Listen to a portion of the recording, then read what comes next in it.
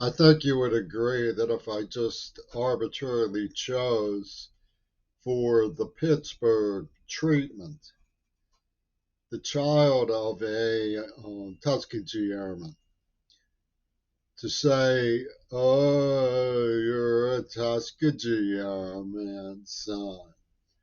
Ain't that special?" Well, and single them out for abuses, you would agree that that was grossly unfair. First of all, the Tuskegee Airmen earned their place in recognition. Secondly, they did it over exceedingly difficult obstacles. And I think you'd also agree that it's easier to pull that sort of reverse psychology when you're, to quote one brilliant Japanese girl from Carnegie Mellon University, subverting the dominant paradigm when you're dealing with a child who is white and frail and finding themselves. So let's be bold enough to discuss what they were doing actually when they depicted me as a wolf in sheep's clothing. Sean Brooks locked me out of a church from the inside, and the werewolves of Peter Flaherty's hair generation surrounded me and tortured me and used me for nefarious adult causes. They wanted to make sure I was never married or recognized, and I was confused and so battered with horror that I was unable to talk about it or address it, and simply went into cowering hiding during my formative years. Then later they could seize upon their make believe storyline about what happened and use it to make sure that the woman they hired to pretend she wanted to be married to me left me screaming from a seizures triggered by an implant from Wanamaker's refrigerator and her disaffection because of personality change. They never intended for me to ever be married. Why? Because my father was a humanist, and this was considered to be cocky and new, modern towards the traditions of Dennis Drill Christianity, the sort of monotonous banging ons of Pope Carl that were used to rob Native Americans of their culture in missionary schools, a form of Christianity that serves no constructive purpose, has no insight into Christian ethics, and only demeans the faith. Well, humanism calls into question those kinds of things. So I was a target. Now, how did they target me? Through a special operation from Israel, as the letters disclose. The first call of understanding when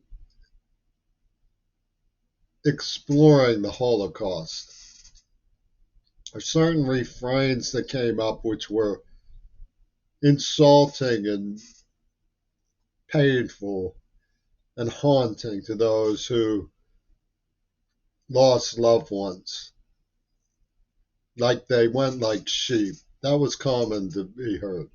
I even think that Herman Hesse said faulted them for not resisting.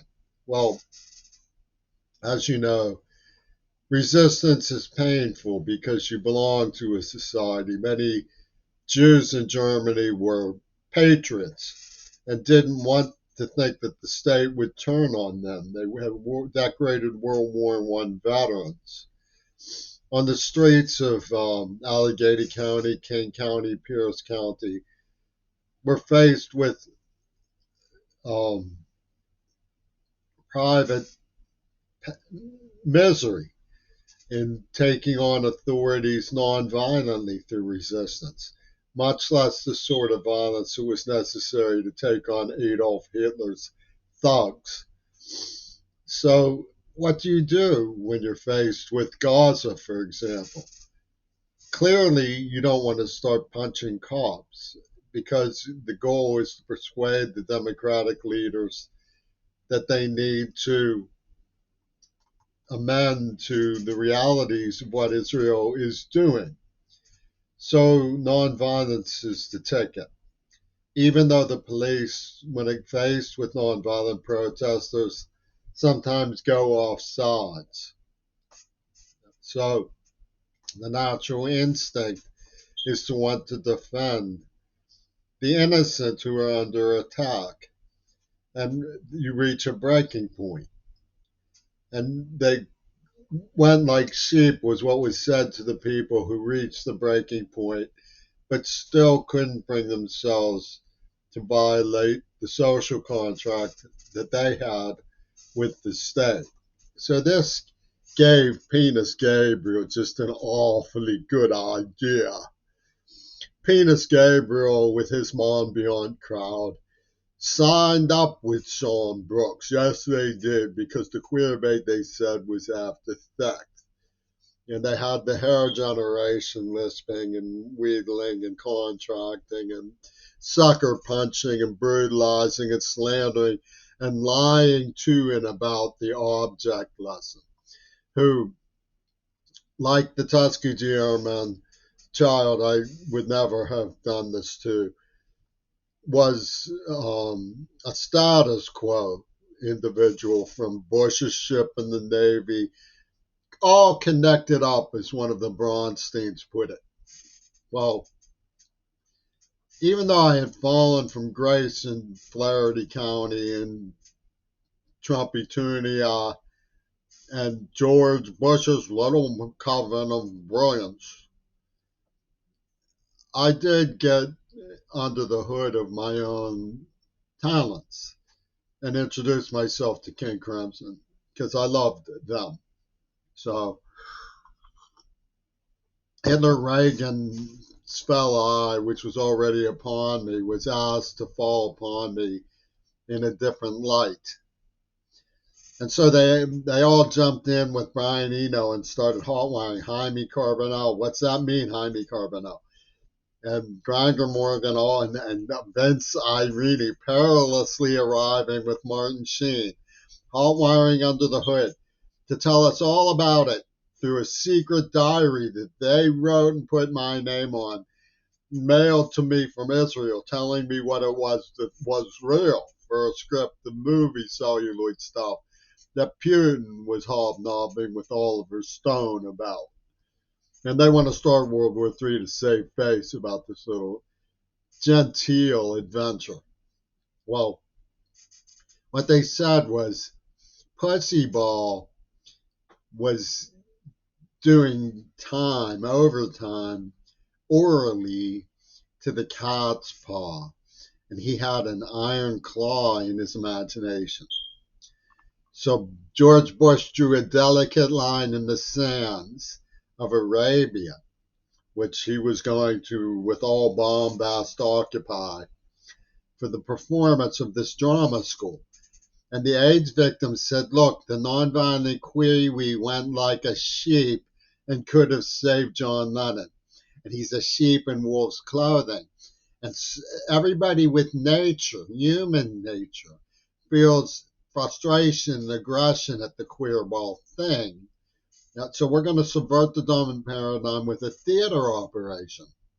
We're going to trigger poetry symbols and then blow things up like for a super story. It turns out this was all scripted in advance. It was a Two Virgins treaty. 22, 1122, 44, King was 44. Three strikes and you're out. 2-2, Desmond 2-2. 6 divided by 3 is 2. It's a Two Virgins Pussyball operation. But they had an airtight alibi because they Houdini'd John Lennon. Clint Eastwood's media, working with Hitler Reagan, staged some real style things that went on, just like they lied about what happened to JFK. And they called the whole thing a solution from the call to the Clinton King. And they sanctified it because Shan Dong Fuang Gong Zong, the Grohad Garuster Koranorg's little boy, had said, when we solve it in a basketball court or a soccer court, and everybody knelt to that one. Little Kim from Korea came down. Sherman Alexie came down. They came pirouetting. The Texas school book was written, but it was actually acted out. When they clocked The Killers by Hitler Reagan to the events in Dealey Plaza, they overlapped. What happened in reality was like Rod Serling's story. Isn't it strange how they're so closely related to one another? The incidents are so similar.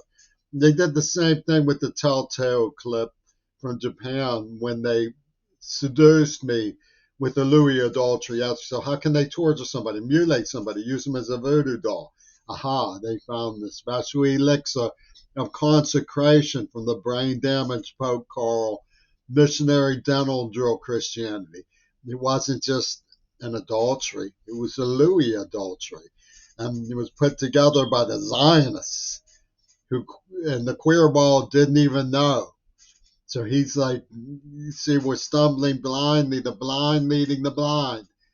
Fools, fools, arise, awaken to the miracle of fundamentalism. And this is what they pull. And they got these honky-tonk jive creeps from the streets of Seattle to go along with it. My God, they've tortured me. They've injured me so badly.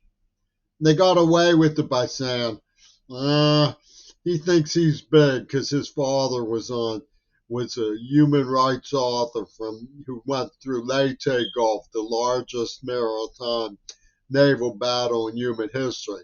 No, man, because that crosses Yoko Ono. She's the star of the peace movement, the German Green Party. They were saying that swastikas were sacred symbols of the ancestors of Africa, and scribbling these weird asides about injecting values on my father's obituary. And they played a war game on Mount Desert Island. These psychopaths have to be apprehended. It's not inconsistent with the evidence. It's a simple secret treaty that was put on by Access Hollywood called Two Virgins Pussy Ball. I've explained this over and over, and it's the truth.